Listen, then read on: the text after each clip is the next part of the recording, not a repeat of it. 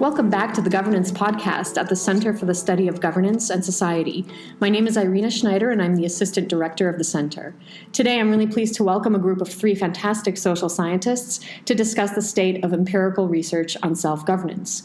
We have with us today Jennifer Murtazashvili, Associate Professor in the Graduate School of Public and International Affairs at the University of Pittsburgh, Liya Palagashvili, Assistant Professor at the State University of New York, Purchase, and Shruti Rajagopalan, Research Fellow at the Mercatus Center in Arlington, Virginia. Thank you all so much for joining us today. Thank you for having us. So when we talk about self-governing social orders, we use concepts like federalism, polycentric governance, constitutional governance, all of which tend to originate in Western and often specifically American empirical contexts. So we often assume a specific set of norms and institutions that may be absent or difficult to nourish in different parts of the world. Collectively, your research addresses really important questions about the nature and viability of self-governing social orders across almost every continent. Jennifer, you've been working on Central Eurasia. Shruti, you've been working on India. And Liya, you've been working on actually different cases in Africa and Native American groups in the U.S. So I want to start off with a couple of broad questions, which you can take in whichever order and direction you want. Firstly, within your own research programs, what does a self-governing or polycentric social order look like? And what do you think are some of the biggest challenges to the emergence of polycentric social orders around the world? So Jen, actually to start off with you, the existence of self-governance and polycentricity in these contexts seems almost like an oxymoron or contradictory, but at the same time it seems also like self-governance is absolutely fundamental to creating social order in places where you have a de facto weak state. So what does self-governance actually look like in some of the societies you've been studying? So thank you again for having us, Irina. So what does self-governance look like? But there's huge differences between authoritarian environments where I work, particularly Uzbekistan and Tajikistan, but also in very weak states like Afghanistan. But often it is the case that these authoritarian states can be very weak on many dimensions. And that's why self-governing organizations often become a target for them, because they are legitimate competitors to a state. Mm-hmm. So what I found in former Soviet republics of Uzbekistan and Tajikistan is that they have very robust forms of self-organization at the community level called mahallas. Mm-hmm. And mahallas are like neighborhoods. And they've existed, they existed before the Soviets. They were neighborhood associations existing primarily in urban areas, although in some rural centers, mm-hmm. right? So around farming areas where you did have large mm-hmm. Concentrations of populations. But what the Soviets did is they tried to formalize these mahallas and made them part of the Soviet system. And when the Soviet Union collapsed, the government of Uzbekistan was sort of searching for a new ideology. And rather than replacing it, they lost the Communist Party as the source of ideology. So they looked at tradition and culture, and they were sort of trying to define what it meant to be Uzbek or Uzbekness, and they associated it with mahallas. And these are community organizations that can be the source of our culture, our norms, our values. And they even went further than the Soviets in formalizing these mahalla structures. So they created a position called the whitebeard. Mm-hmm. And it's something like 30 or 40% of these whitebeards are women, and this is almost a formal government position. And people are paid, and they created a mahalla committee. These existed during the Soviet period. They ebbed and flowed, but the independent Uzbekistan really formalized them, created these committees, put a KGB officer in every single mahalla, mm-hmm. who was then reporting on what was going on in communities. And in the early 2000s, late 90s, early 2000s, I spent a lot of time in Uzbekistan, about 5 years, and I would see government officials sort of brag to me. They would say, look at all this information I've collected from mahallas. With your USAID grant, I'm reporting to the government about who's drinking too much, are there loose women in the neighborhood? Who's going to mosque too much? And I get all this great information because I'm the defender of the people. That was actually the name of the person. And I'm reporting this now to the government. I'm defending the cultural values. And so, but you can imagine within this kind of very authoritarian environment that there was almost like a parallel mahala that operated. So these things were very important to people. They performed an important value in terms of providing public goods and services. So you saw like parallel mahalas emerge where people were solving problems. And I was a Peace Corps volunteer and I lived in a mahala and I saw this playing out. And so you could see the authoritarian face on one side, but then you saw the informal side on the other. Where people doing, cultural ceremonies, religious rites, but also solving problems, doing informal microcredit, lending schemes, and things like that. So it's really complicated, but very interesting. Fascinating. And what functions do the mahalas play in terms of the provision of public services or social order? What do they give to the community that is it compensating for a lack of state infrastructure or provision of public services? So it's really interesting in the authoritarian environment of Uzbekistan, they are actually providing a mechanism of participation that is often not found in the state. And so the informal mahala will provide people an input, a say into a process. But it coexists with the formal mahala, which is still very state-driven. So it's really hard to disentangle these two right now. But what's happened in the past 3 years is the government of Uzbekistan is trying to dismantle the formal mahala system. They got rid of the KGB guy. They're trying to make these more participatory rather than focused on service delivery. So on the one hand, they were very authoritarian. They maintained social control, but on the other hand, they were, a lot of the statistical evidence, survey evidence from the late 90s, early 2000s, which was really the last time that people were able to do survey work in this country, which was very closed. It was down the bottom, with Syria, North Korea in terms of its authoritarian repression. A lot of the data showed that people were able to, the government was actually very effective in targeting poverty and targeting the most vulnerable in communities through the information they were able to aggregate through mahalas. Fascinating. Yeah. It seems that there's actually, in all of the case studies you're looking at, there is an element of co-optation of self-governing societies by the center. So, Liya, your work has looked at a different angle in which self-governing communities have been sabotaged in both Africa and in the U.S. What sort of mechanisms are you observing that are actually undermining local and community governance? So in both of those case studies, the Native Americans and the West African chiefdoms before and after colonial rule, I'm interested in understanding how it is that external influence, whether it's the British going into West Africa or American influence, the Native Americans, are altering the incentives of the local leaders, various different leaders. So in the West African case, when British colonialism began, they started to pay the chiefs a certain salary and then tie them to the British administration for carrying out their own directives, but also they also said, continue doing what you were supposed to be doing. But then they also started drawing up different jurisdictions and taking chiefs from one level and being like, okay, now you're the chief of this larger jurisdiction. And that messed a bit with the incentive structures that were there before the British had come in. And it altered the incentives of the chiefs to now be more accountable to what the British wanted them to do and less accountable to what the people wanted. And this was also enhanced by the problem that if the chiefs did start doing bad things and the people were upset, they could no longer depose the chief because the chief now had the British Army. And so there are letters where you could see that the chief is saying, I'll bring in the British Army to suppress any of these rebellions that are beginning. So in that way, in the West African case, the external influence of British indirect rule alter those incentives of the leaders to be less accountable to their own people, and in that way kind of subverted the self-governance that was occurring before the British had come in. And similarly, with European contacts, and particularly American contact with the Native American institutions.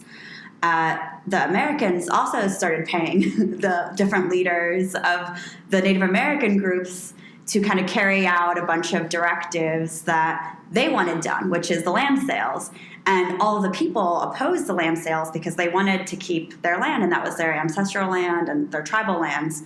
But then you see the switch of the incentives of the leaders to, again, be less accountable to what maybe the people want them to do, and less accountable to the people and more accountable to like what, the external influence directives are telling them to do by influencing them with money, basically. Mm-hmm. And in both of those, I also look at the differences in the ability to depose, maybe in the African case versus the one in Native American. So in some sense, in the West African case is a bit worse because they did send in British armies and they did prevent a bunch of the chiefs from being deposed, but that didn't happen in the Native American case because the Americans, this is pre-1830s, they didn't send in armies to stop the various leaders and chiefs from being deposed in the Native American case. So you still see that like mechanism there, but you don't see that mechanism in the that mechanism disappears in the West African case, the ability to depose the chief. So in some sense, there's still a constraint on the leaders in the Native Americans case that exists less in the West African case. Mm-hmm. And Shruti, you've also looked at a case in which central and decentralized systems actually are in conflict or at least produce vastly different outcomes. You're looking at a case on environmental governance in India where local communities have been following ancient traditions and have been successful at managing their environment following a very long history of state control. So what's actually been behind the success of community-led governance, and are there any downsides to it as well? Yeah, so you're absolutely right. So the area that we're studying is the district of Jhabua in the state of Madhya Pradesh in India. And the community that we're studying is about 85% dominated by the Bhil tribe. And the reason that this is important is there is a history of disenfranchising the Bhils from their traditional source of livelihood and land, which was the forest. And so this started with the British colonial policy of, nationalizing forests and bringing them under centralized colonial government control in the 1860s. And since then, there has just been a systematic move towards greater and greater centralization and nationalization of forests. And with each step, there's a further exclusion of the Bhils from the forests. And a very large part of this is also the colonial idea of private property rights, which doesn't recognize community rights, where typically Indian tribes living in forests believed that they were custodians of forests and they did not own the forests, and that kind of did them in. Because if your value system is that you're the custodian of a forest and you just pass it on to the next generation, then you can have a colonial system that comes in and says, oh, but you don't own it, so we can disenfranchise you. So that is sort of what happened. So for centuries, those forests were beautifully managed. The Bhils got their livelihood directly out of the forest. They were nurtured. They have a lot of sacred practices. One of them is called Matavan, which basically means the forest is our mother, and it's the densest part of the forest, which is absolutely sacrosanct and must not be touched. So these kind of practices were completely disturbed because of the British colonial state. And what we find is when the Indian government took over, they continued with the same practices. So it's just rapid deforestation, which led to devastating ecological consequences, but also economic consequences because the Bhils lost their source of livelihood. Now, coming to Jhabua district, it's an extremely dry and hilly region and wasn't historically suited for cultivation without other irrigation systems. So what happened in that area is because they were incentivized to switch to cultivation, because land rights of agriculturists were protected, but forest rights of tribals weren't protected. The moment they made this switch, it was a very huge pressure on the kind of soil and the kind of groundwater resources in that area. So this is a story, in a sense, of government failure or failure of state policies which exacerbated the ecological problems. And the finest example of that is that the government looked at the state of bheels and other farmers and said, oh, they're really poor, so we need to give them subsidies. And one of the subsidies was free electricity, which meant that it reduced the marginal cost of drilling groundwater, which meant that groundwater got depleted even faster. So this is sort of the story of the bheels. In the last about 12 years, there has been a ground-up movement in Jhabua district, a particular NGO called the Shiv Ganga NGO. Actually, their name came about 3 or 4 years after they existed in the area. They started living with the people, with the bheels in Jhabua district. They just started talking to them about their problems. And about 3 years in, they figured that while they all discussed different problems, all the problems converged towards a water and a soil and water erosion problem. So the people of the community decided that they should form an NGO, which was the Shiv Ganga NGO. It's led by one person called Harsh Chauhan, who's from the tribal community, and another person called Mahesh Sharma, who came from outside the community. And they're about 15 people strong, and they started using the indigenous practices of the area to replenish groundwater systems. And what they did was they used a traditional practice called the halma, which is an idea of pooling collective labor, and it's rooted in the Bhil values of reciprocity and charity. And it used to be called in 2 different contexts. One was agricultural labor. So if everyone needed to harvest at the same time, it made more sense to pool the labor, and the whole group will go to each farm one after the other during the harvest season. But it was also used during as a distress call, essentially because anytime there was a family that was destitute or there was a death in the family, they would call a halma, and the rule was that an able-bodied member from every family in the village must contribute. So one of the ideas was the Shiv Ganga NGO requested volunteers, and the Bhil community said, oh, you are calling a halma.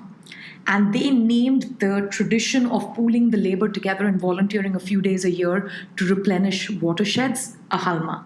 So the last 11 years, what they've done is they've called a halma on top of a really important location called the Hatipawa Hill.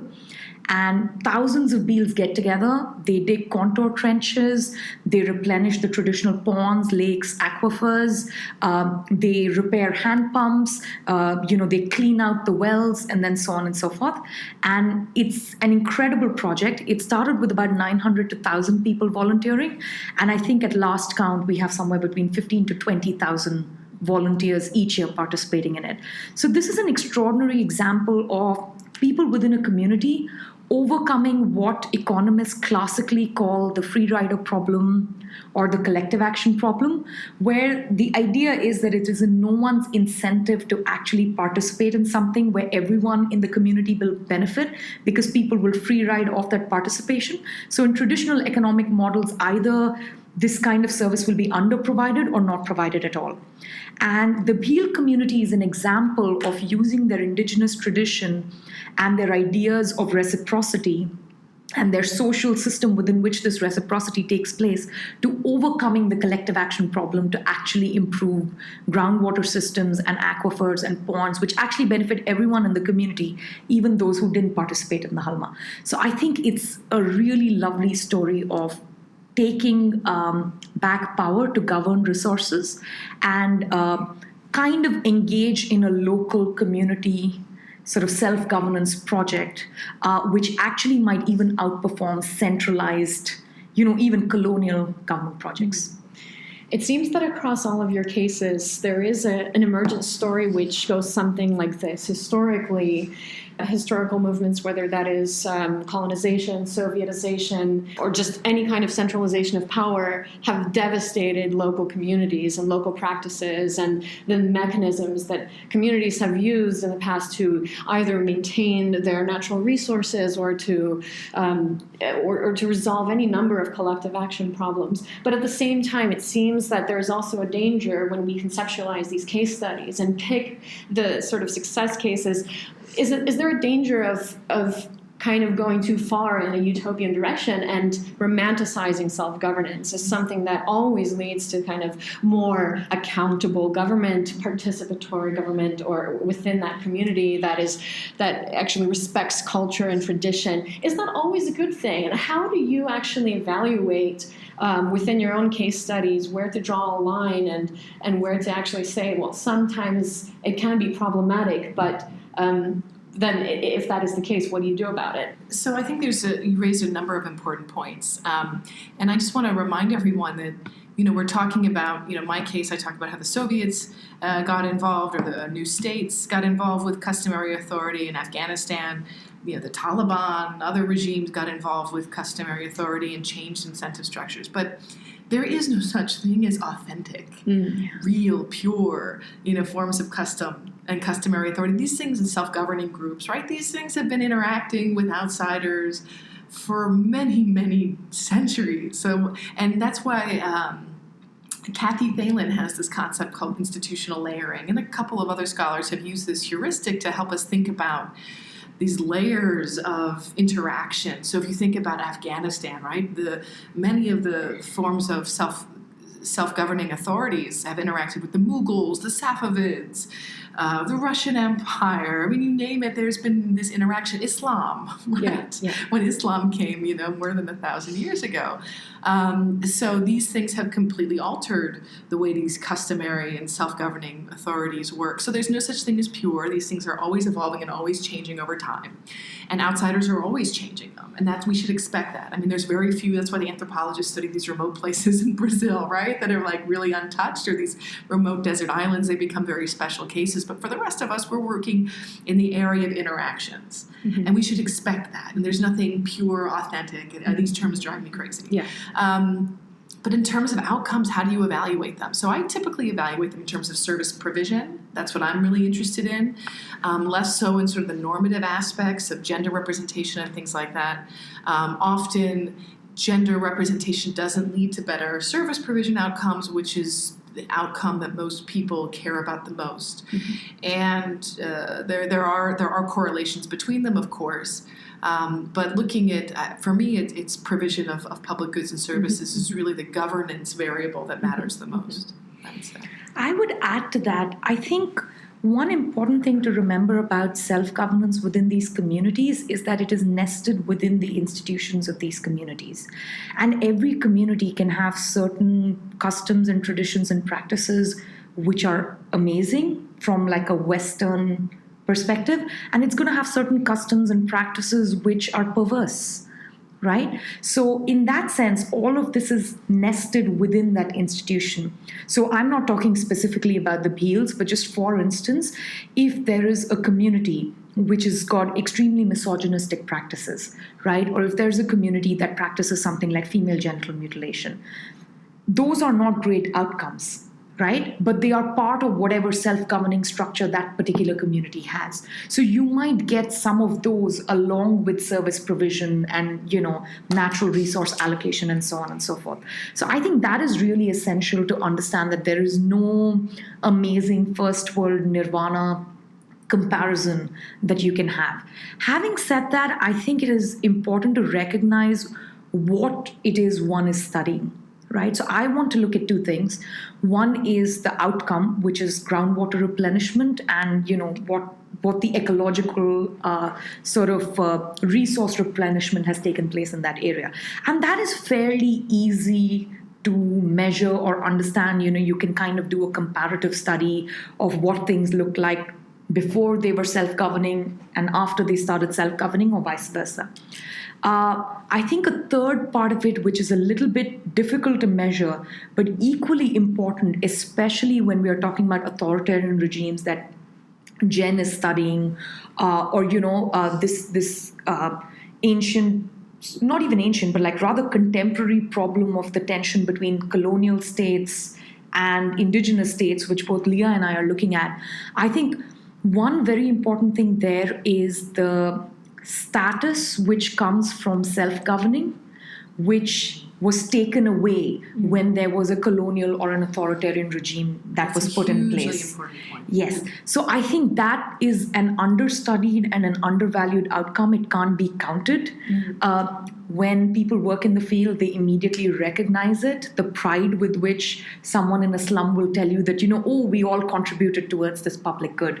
Or the pride with which the Beals talk about how they replenished aquifers and how they're replenishing the forest, which is actually their goddess, right? And I think that is incredibly important, very difficult to measure. We take lots of pictures of when people are voting in ballot boxes and, the great dance of democracy that takes place in Western democracies and things like that. But this is an equally important democratic institution. So I would really measure these two things. And I just want to jump in here before I interrupt Liya. But we think about what's going on all around the world in terms of trust in public institutions, trust in organizations, public and private, right? Whether it's religious organizations, churches, governments. All around the world, we see people really losing trust in these organizations. But one thing you're also seeing, especially in the places where I work, I can't speak for India, but you're seeing people trust in these kinds of organizations actually increase at a time when trust in the state, for example, is decreasing, and people are deeply disillusioned with government in general right now in the United States and in Europe, and they're looking to other solutions. And it's very interesting to see sort of almost a resurgence in these kinds of self-governing organizations in different places. Yeah, and I also want to emphasize that these communities are not as untouched by Western thought as we think they are. If you talk to the Beals, they talk about climate change. They use the phrase climate change, and then they clarify that they don't mean global climate change, they mean microclimate change, which is, the loss of their ecology and their vegetation.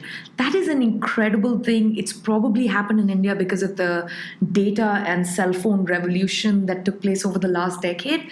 And so now suddenly they have access to technology which can also give them a very powerful understanding of what is going on, and also a very powerful way of delivering their message that this is worth protecting. So, there is, as Jen said, it's layered, right? It's institutional layering, it's layering of knowledge, which is sort of entangled with practice and custom. So it's hard to generalize, and one really just needs to look at each microcosm at its own level for its own sake, and then proceed from there.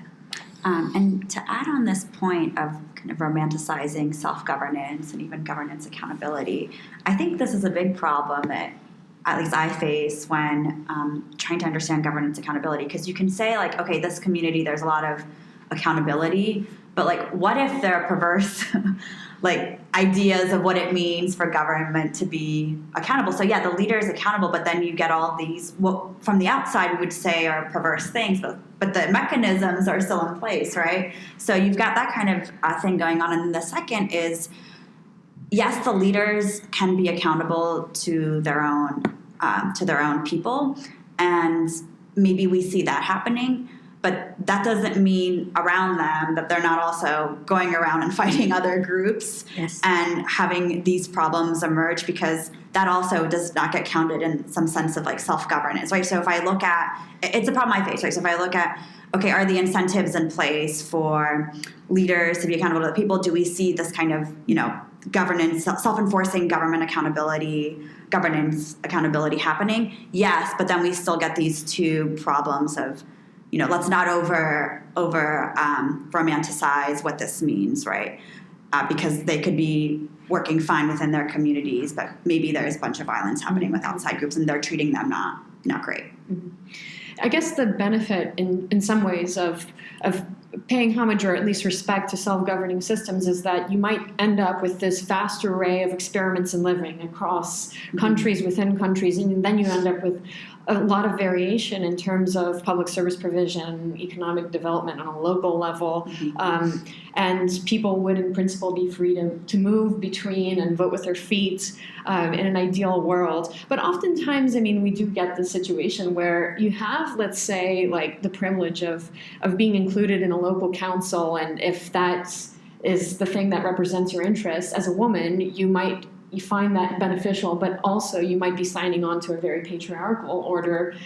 So in some ways, there's this kind of unclean trade-off, and it's hard to tell what kinds of governance to privilege. I don't think that's a problem just at the local community level. From what I read in the newspapers, people are accusing American presidential politics of having the exact same problem of women not having a voice or not having a seat at the table for 100+ years until very recently. So just to remember, all of this governance business, no matter at which level it is going to mimic the environment that you live in. Right? So I don't think that's a weird or a perverse consequence of, these poor, underdeveloped countries where there are 1,000 experiments that are blooming. I live in Harlem. I'm a couple of miles away from the Bronx, and the living conditions of the people who live in the Bronx are completely different from where I live. And this is first world Manhattan sort of microcosm that I'm talking about. So I think there is always going to be this difference in local structures, difference in communities, difference in school districts. In this case, it's difference in tribal communities. Instead of gangs fighting in Latin America, it might be, tribal chiefs fighting in Africa or in India. So I think it is both difficult. I think it's problematic to generalize this to the developing world alone. And I think all governance structures, in some sense, mimic what is happening in that society. And what is the alternative, Yes. right? I mean, so it's nice to tell, women in Afghanistan that there's going to be a nice, beautiful state for them, and you promise that, and you spend $1 trillion trying to develop it, but it actually never happens. Mm-hmm. And so you can create this idealized alternative of what the future should look like, or people are much more pragmatic. And I think this is something people all around the world share in common, right? It's this idea that they can affect things locally. Yes. And, in rural Afghanistan, I found women who were running their villages, who were considered village leaders, women who are prominent in religion. And throughout Central Asia, this is actually a really important, understudied, and often neglected role is someone who can read the Quran, for example. And something else to remember is that social norms change. Yes. So, if you look at customary authority in Afghanistan, a big issue is dealing with brides and trading of women as chattel and honor killings and things like that. And what I found remarkable is that people know this is a problem. Media, for example, plays a huge role in raising awareness of this, not human rights campaigns necessarily. So when it happens, when someone's killed in such a manner, both in Afghanistan and Pakistan, And India. and it makes the news. Yes. And people talk about it. And if it were such a common phenomena, it wouldn't be newsworthy. You see? And to me, the fact that these things are making the news indicate to me that social norms have changed. But we hear about these things because they're bad, but that people are talking about them because they know they're bad. So because they're talking about them, if it were everyday life, we wouldn't hear about it, I don't think. So that's an example to me of how these social norms are changing and evolving through their own processes rather than through something that's externally enforced. Yeah, I mean, along with that, actually, given that you've all done really interesting both archival and research and fieldwork and going into the details of case studies, which is not usual for economists to do, have you been surprised by what you found in terms of the assumptions that you've been using as an economist? Have you found interesting information that you'd bring back to the table, to the theory, and find actually, well, we've been misunderstanding something about how we govern ourselves, or what are the most important mechanisms, or have you changed anything about the way you think as an economist more generally? I think the standard models which keep showing over and over again the breakdown of cooperation and collective action failure because individuals are rational, self-interested, having perfect knowledge and perfect foresight, and therefore they will never succumb to a free rider problem and so on. I think I see a lot more cooperation social cooperation in the world than the models suggest on paper. So that is definitely one lovely thing about, field research, or even you may not even need to go to the field, just reading about these different cases. Like Eleanor Ostrom has documented hundreds of cases where you have this kind of social cooperation. So that sort of flies directly in the face of very, very standard, like sort of canonical economic models. The second thing that I was genuinely surprised to find on the field is we all sort of, at a very basic level understand that, there's the state, there is local government, there is society, and then there's some kind of like informal governance structure within society. I was amazed by how entangled all of these different layers were. On paper, we like to cleanly have a separation of, this is a constitutional issue, this is a state government issue, this is a federal government issue. When you go to the field, the people they just say government. They don't differentiate between a central government scheme and a state government scheme and a municipal government scheme, right? So they think of the state as a monolith. They interact with different programs of the state a little bit differently. Right? I've seen in India, there's huge participation when it comes to voting and franchise, but when it comes to other kinds of subsidies or welfare programs that are given, the participation is highly entangled based on what kind of government structure and rules are going on and what is the institutional or sort of like the social environment of the people. So I think the entanglement aspect is something that genuinely surprised me. It's extremely underemphasized in the literature, where we like to have very clean rules and demarcations, but that kind of completely breaks down when you actually study this from the bottom up. Mm-hmm. So I have a story that I think can highlight what this type of research that we all do kind of brings to the table, or to the standard way of doing it. So there is this paper that tried to look at pre-colonial African institutions and categorize them on how decentralized or centralized these chiefdoms and kingdoms were. And then they did an analysis based on that and found that the more like centralized chiefdoms actually had better development outcomes today than the decentralized. So I unpacked that and I was like, okay, which chiefdoms are they classifying as centralized versus decentralized, or centralized versus decentralized chiefdoms?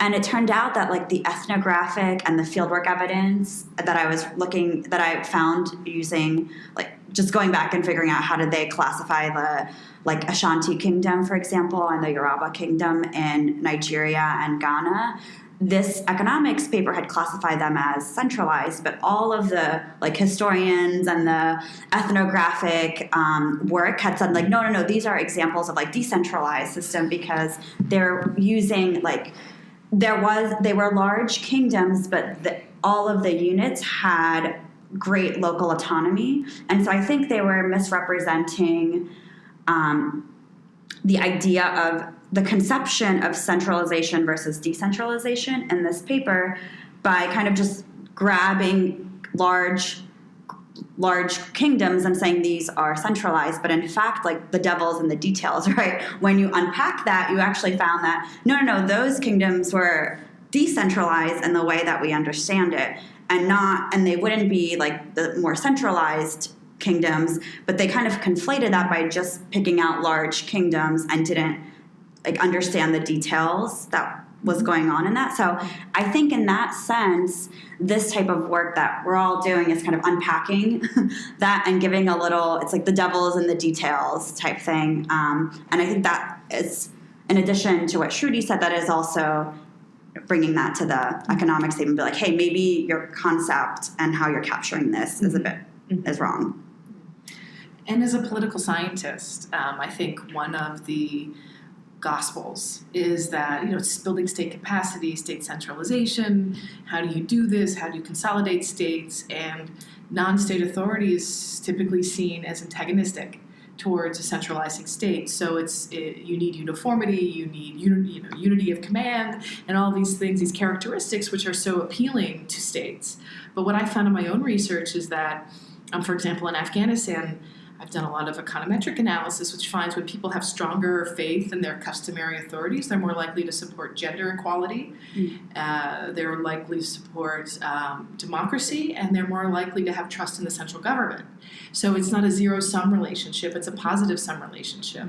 That when they have more trust in their local authorities, it also means that they're, and I try to understand why this is. This really contradicts a lot of what we know about political science, right? Is that these things are in competition rather than serving as complements to one another. And they do serve as complements because, at least in the Afghanistan context, I was trying to explain why. And this explanation might not hold for every other country, but in that particular environment, these organizations provide individuals with a sort of a bulwark of defense against government predation. And so government officials are more likely to respect community rights when they know that their customary authorities are stronger. They're in a stronger bargaining position vis-a-vis the state, and it means they're treated better by the state.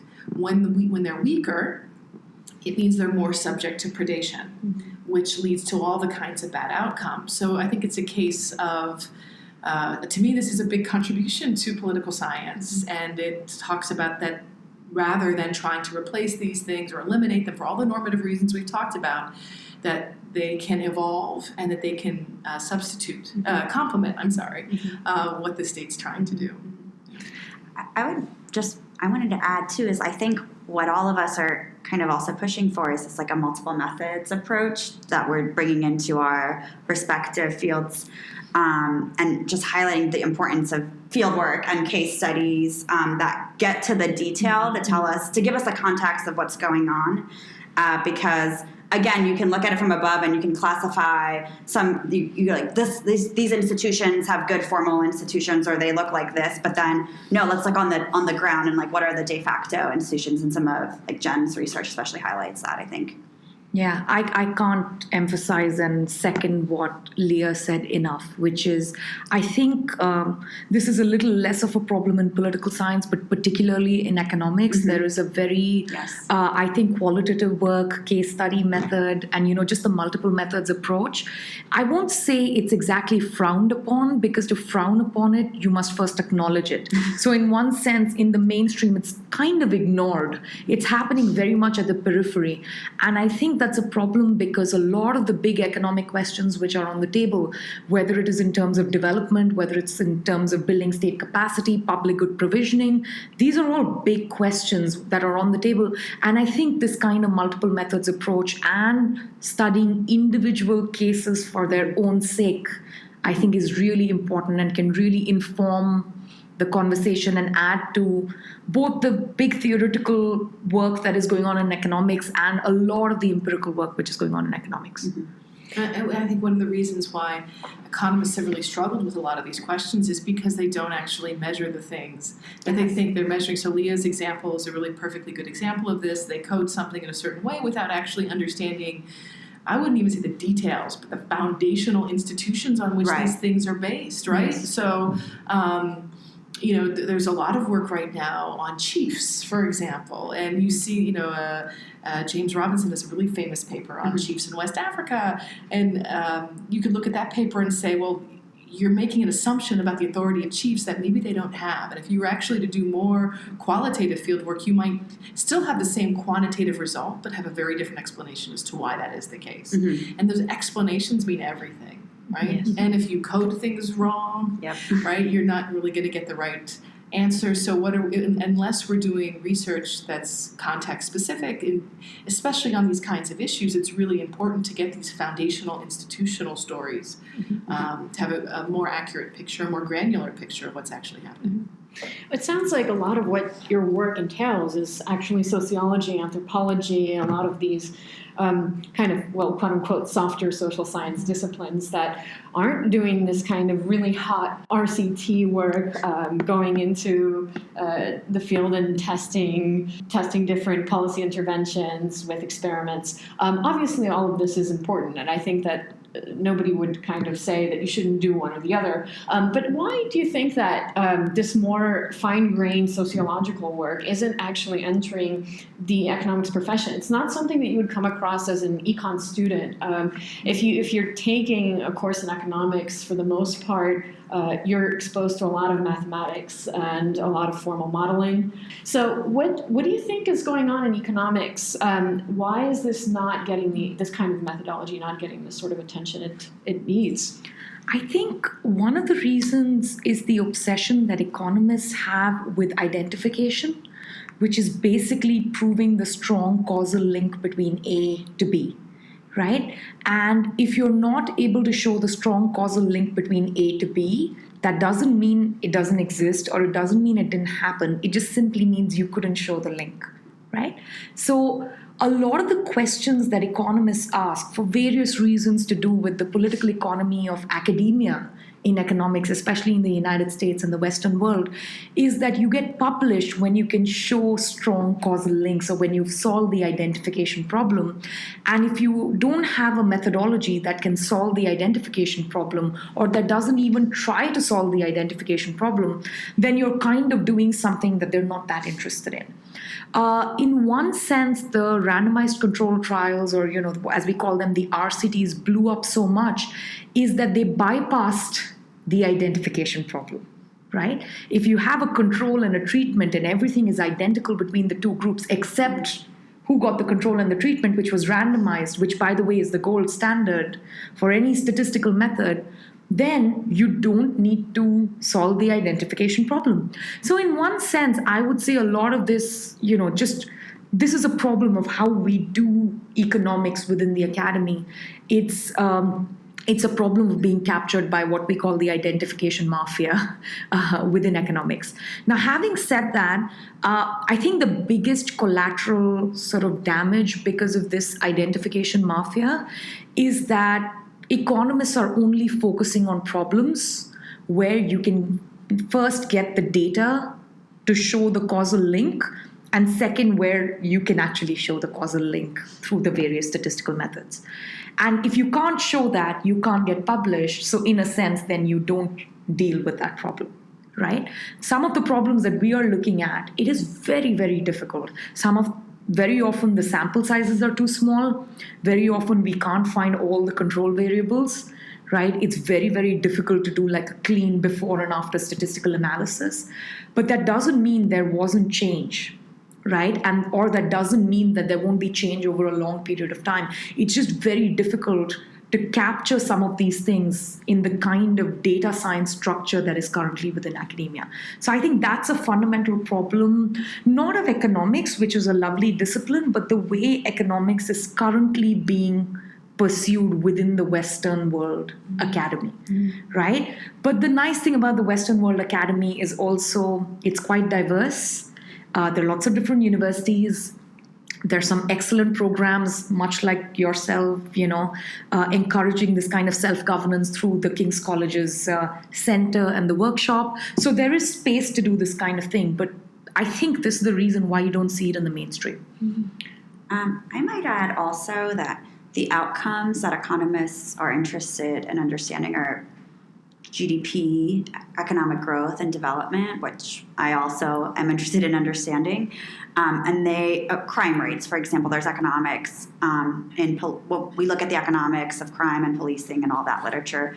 The output variable is always crime rate. What did it do to crime rate? What did it do to all of these output variables? So I'm going to show a contrast, which is what Eleanor Ostrom's work kind of pushed on. That is like, okay, let's not only look at crime rate, but like how were communities actually satisfied with these various measures or policies that started to come about. So she started using like survey work to evaluate different policing policies or different policing different sets of changes that happened in policing through the 1960s and the 1970s. So I think it provided, and she used surveys to kind of evaluate the stuff, and there are a bunch of different, like 14 other variables that we should look at, not just crime rate, that matter for why this is important. And I think so she's kind of pushing this, like, let's also look at the soft stuff a bit, like did this new policy create fear among residents in the community rather than like, did it just increase arrest rates or crime rates? And one of the problems I think she highlights,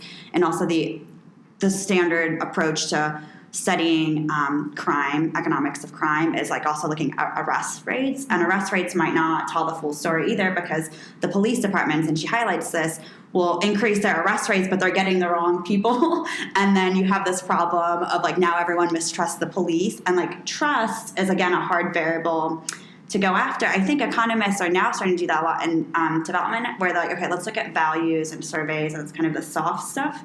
So I think as that's coming about, maybe we'll see more, you see more Ostrom, peering through these different things by using surveys, values, a little bit more of the, are you satisfied, or do you fear the police now, things like that.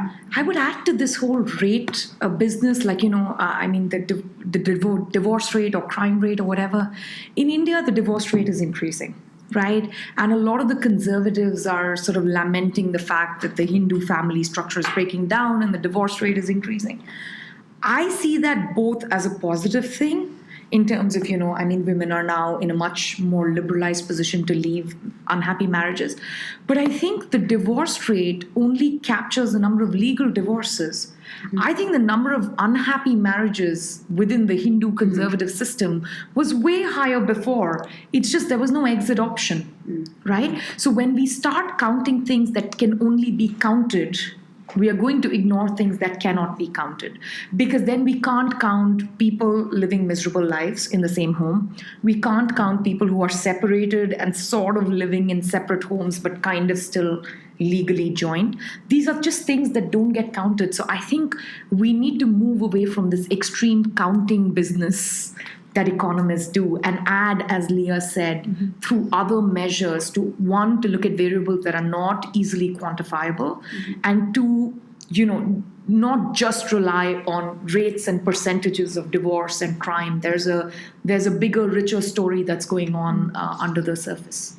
And I don't think that this is a problem that's unique to economics by any stretch of the imagination. So look at anthropology and sociology. They're not necessarily speaking to economists either.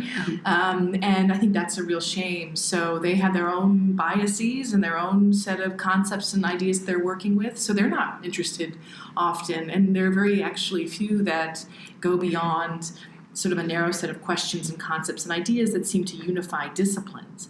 And economics, for whatever reason, is really focused on causal relationships. Political science is also very focused on these causal relationships. I don't think that's necessarily a bad thing. The study of mathematics and game theory is really hugely powerful to give us a theoretical lens to understand problems. It's also limited. So I would tell students to study the math, study the econometrics, but also study other methods. So the RCT revolution, for example, to me was, and I saw Esther Duflo and Banerjee and Kramer get the Nobel Prize for this, and many economists were critical of this. The RCTs are very narrow. Okay, sure, they're narrow, but these people got out into the world. They did incredibly hard work. They should be celebrated and rewarded. And of course, now we know the critiques of the method and its limits, but if they didn't do it, we wouldn't appreciate that. And, this is huge work that they did. And for me, it's actually, I've seen a huge change in economics from the work that they did, because people now appreciate field work, field methods much more. I'm dealing with economists from a wide range of epistemological approaches who are interested in the kind of ethnographic work that I do. They understand that even with an RCT, you cannot get at causal mechanisms. You can say a program had an effect, but you cannot say anything about why it had an effect. Right? And so people are now interested much more than they were before in this. So if I would just make a plea to anybody, we should be counting. We should be quoting. We should be doing a lot of things. We should be training our students in so many multiple methods that they're choosing the right hammer to get at the question that they're answering. And so maybe they're not going to be able to do ethnographic methods, but they should be able to say, this is a time where I should be using it. Too often we train our students to be like us. We train them in a very narrow way, to look like we do, and to use the same hammers that we do, and that's wrong. And this is a real plea to interdisciplinarity. And interdisciplinarity really means really talking to one another about different approaches, different theoretical approaches, and different empirical approaches. And Jen's discussion, I want to highlight one thing that she hinted at that I think is also in economics, we tend to not focus as much. Now we do a little bit more, but the why variable, the mechanisms are secondary in some sense. So you're like, okay, centralization or decentralization might lead to greater economic development or something like that. And then you kind of throw in like, here are a couple like mechanisms. Whereas what we're also trying to push for is explaining the why. Like what, here's the why versus they kind of have that secondary, and it's more like one variable, second variable, a couple of different mechanisms. Let's test these in different ways. But our focus is on I think at least mine is on those mechanism and the why variables that are usually secondary. And it's the why part, that's the policy implication. Yeah. Yes. Right? And that's what people are really interested in. And so then you have an RCT, and you draw the completely wrong implications for the study if you can't explain why this was the case, because it tells you a lot about scalability, it tells you about replicability, why it will work in one case and not the other. And so the folks who are working on the RCTs are bumping up against this. They're dealing with the scalability issue. They understand the limitations very well to their method. And for folks to pretend that they don't is really creating a straw man. They understand the limitations, and so they're now reaching out and understanding why, right? Like what are the mechanisms, why we This is solve something we it. should all be doing. Yeah. Whether you're Austrian, whether you're Austromian, whatever your perspective, we need to understand our limits. Yeah, and I think within the academy, we need fewer fads. Like we all jump, there's one new statistical method and we all jump on it. Like, it used to be instrumental variables, then it was research discontinuity design, then it was RCTs. Like there's always like this fad, which is a new thing that kind of carries through for the next 10 years. And as Jen said, you don't want to follow the fad, and you don't want to train your students in a narrow way on what is currently trendy in economics. You want to really train them in a robust way, either themselves to pursue multiple methods or to teach them how to collaborate with other people so that you can actually effectively pursue multiple methods. And I don't think you just need one way of looking at a particular problem. Maybe the ecological part of it needs to be studied from an ethnographic lens, or from a case study lens. But maybe there are other questions within the same community which impact governance, which is, subsidies or the delivery of vaccinations, which can be studied by your standard methods. Vaccinations can be counted. We can do very, very clean RCTs on deworming medication that is given to a control versus treatment. So it also depends on, within a particular community, within a particular environment, depending on the problem that you're studying and the kind of public service delivery, you can use multiple methods, multiple disciplinary lenses. But I'm just going to push back on you for a second. I think fads are glorious because fads are sources of innovation. Fads are normal science, right? So if we were just doing the standard model, like you guys wouldn't be where you are, you guys, you gals, right? So I think the fads are what push us forward. Yes, we look back and there was a time when everyone was doing Bayesian statistics, right? Who does that anymore? That was a fad. But if we didn't go through that, we wouldn't know its limitations. And I think these are, they're huge sources of innovations, and we should celebrate them. They're parts of our diversity. And we should know that with anything that we're teaching or any instrument that we're using, it has strengths and limits. And anybody who teaches these methods as panaceas is wrong. Yeah. Whether it's ethnographic methods or interviews or anything. Everything has its limitations.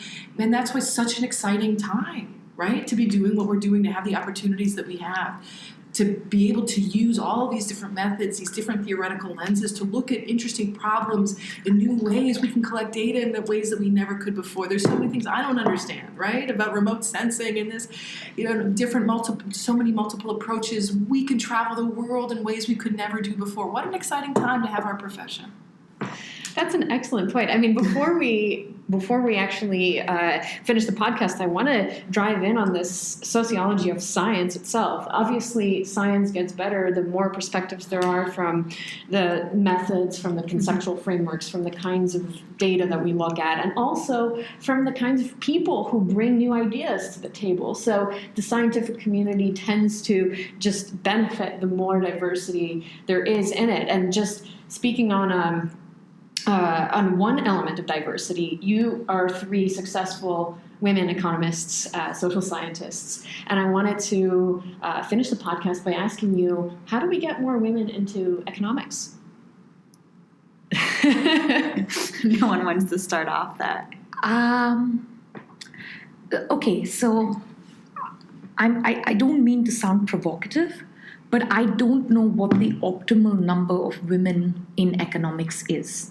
Right? So everyone seems to have some consensus that we are operating at a suboptimal level and there are too few.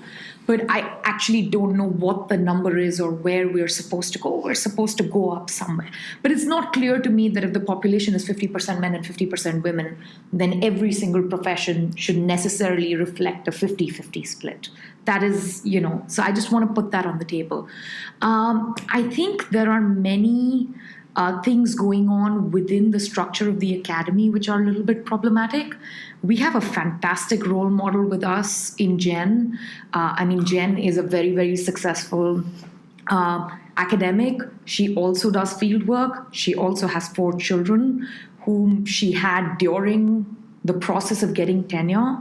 And that is an exceptional, she's almost like a unicorn in the business, right? One of the things I think that happens not just in economics, but in general within the academy is that your PhD clock and your tenure clock are very, very much overlapped with your reproductive clock. Right? And there are other social sciences where the pool of women is larger to draw from. And so even with women dropping out for these reasons and the family structural reasons, you don't see such a big gap or depletion. But within economics, where from the beginning, there was a very small pool of women to draw from to start with, you kind of see this big impact, right? And I think that is one issue that is there in economics. I think it's fairly easy to fix institutionally if, there was a little slightly different rules or, we didn't have this kind of tenure system that we have right now. So there are ways to think about that. But I think that is definitely one reason why you have fewer professional economists. The bigger reason, of course, as I mentioned, is that the pool to choose from is smaller.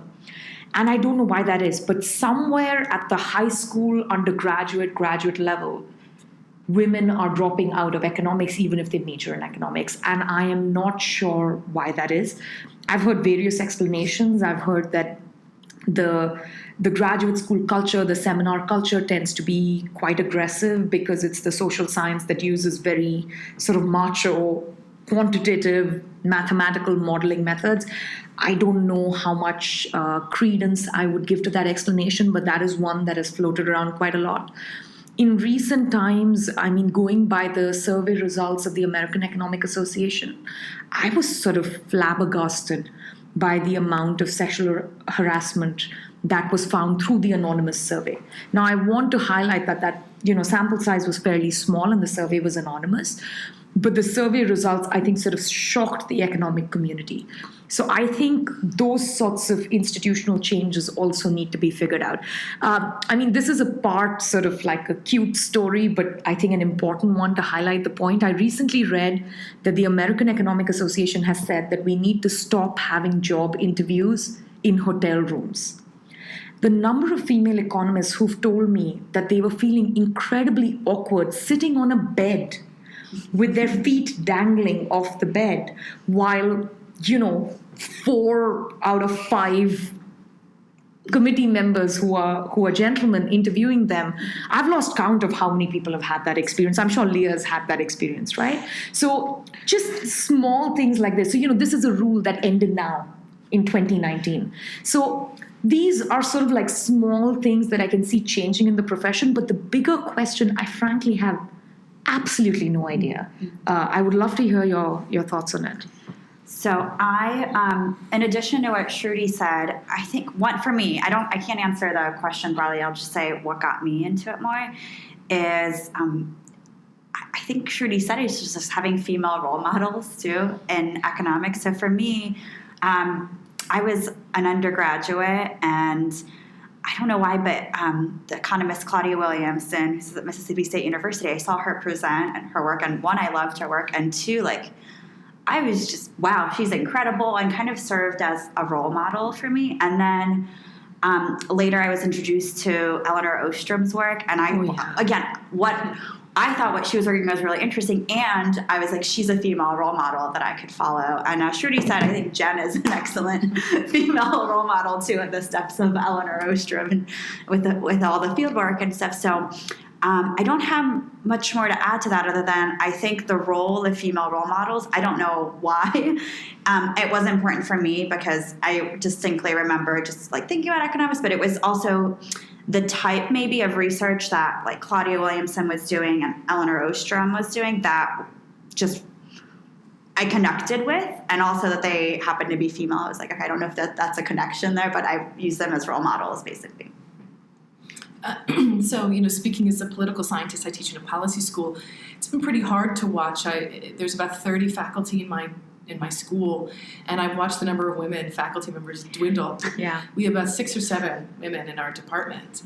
And until very recently, we had no women running research centers. We had no women in leadership positions at all. And no one seemed to think that was a problem.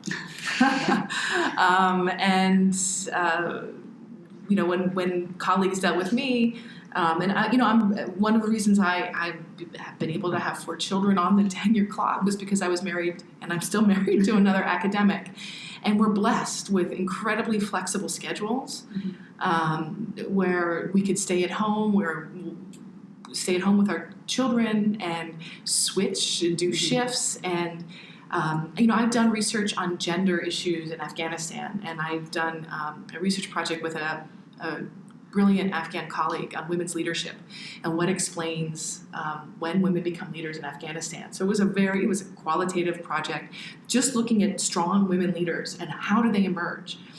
And it was interesting, but it wasn't statistical. Rock stars, businessmen, businesswomen, political leaders. We looked all across the spectrum, pop singers. And they all had one thing in common. They said they had families that really supported them. Yeah. Families that supported them. And I know it's something that we can't control in economics or social science, and it's something that I've really benefited from personally, is having a partner who takes on half of the roles and responsibilities. And I'm here in London with you right now, and he's cleaning up the house. He says he's doing a week's worth of laundry that he hasn't done since I've been gone. And that's huge, right? And for me, these are personal stories that have made this work joyful.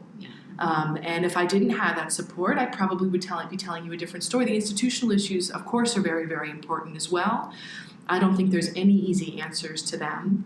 You can have, as we all know, when we study self-governance, there's rules on paper and there's rules in practice. Yes. And often it's the women who are not willing to step forward and talk about the problems in practice because they have departmental chairs who are not supportive and they don't have tenure. There's other strange dynamics that are going on that people don't feel comfortable speaking about. And these things will change over time. Yeah. And as we know, we study self-governance and social norms and all these things, they evolve. We can't expect them to change tomorrow, but we could be part of lifting other women up. Mm-hmm. As Liya said, it's having other women to rely on is also very important, and men. Yeah. I recently read that there is culturally in the United States, women speak, young girls, not even women, they make themselves heard in the classroom less than the boys as they grow older.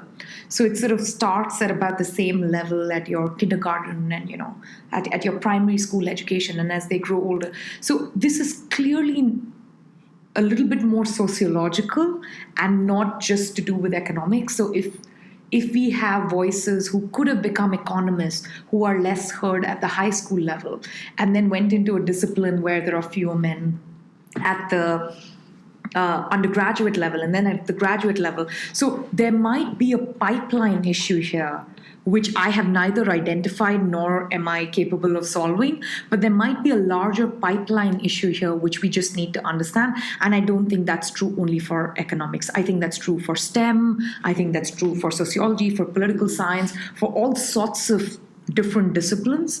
And, as Jen said, the family. I mean, all of us, any female economist or political scientist, academic who's married has this major problem of also having to place her spouse or partner in some sort of a sensible job. And a lot of the universities tend to be in smaller towns or tend to be isolated campuses. It is quite difficult when on women, a little bit disproportionately so, when you live in a society where for decades, the expectation is that the female partner is the trailing spouse, for instance. So I don't think these are things that are unique to economics. I think there's just like a larger social change which will eventually lead to this. But economics specifically, things like what the AEA is doing now in terms of having surveys, getting more female voices heard, and also, even a tiny change like not having to sit on a hotel bed while you interview for the most important job of your life. Small change. That's a small change, but I think that's a big change.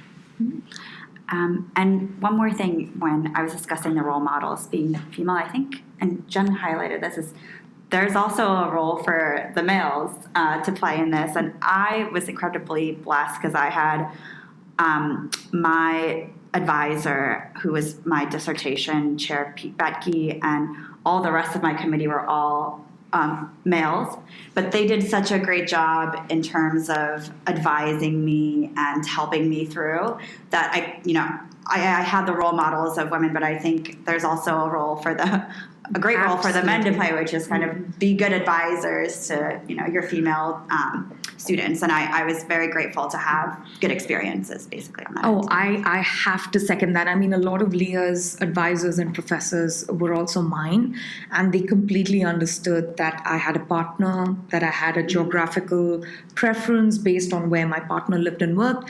And, they were just incredibly supportive about working with me through all of that in a way that there was no need for them to do that, but they were incredibly supportive. So I absolutely second that. I think we underestimate There was a need for them to do that, actually, and we've highlighted that today.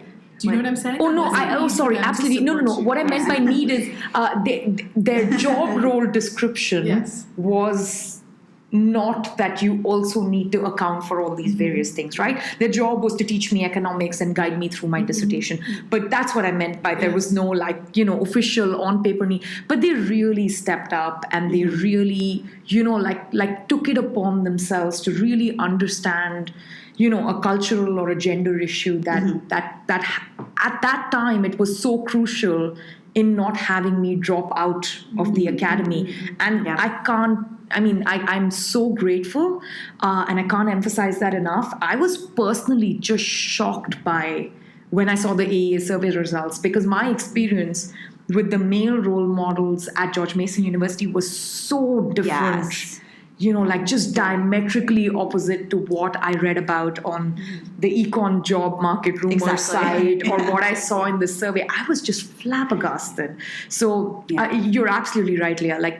Like the male role models may carry even more weight because they already have a certain power and status within the economics academy. And they can build you up. Exactly. And they can use that social capital to build you up or to sort of help you in a very vulnerable and crucial position. And I think that's why I didn't mean to correct you, but actually compliment, exactly what you're saying is it may not be in their job description, but if we want to talk about how to help women, it's doing that should be in their job description. Absolutely. It's accommodating needs, accommodating diversity, accommodating the unique situations that many women find themselves in. And that should be part of their job description, exactly the things that Shruti underlined. Yeah, really important conversation to keep on having. Unfortunately, we run out of time, but I want to thank you all so much for joining us on the Governance Podcast today. Thank you. Thank you. It was a pleasure. Yep, thanks. To all of our listeners, you can learn more about our other podcasts, events, and research by following us on Twitter, Instagram, and Facebook at CSGS KCL. We look forward to seeing you again soon on the Governance Podcast.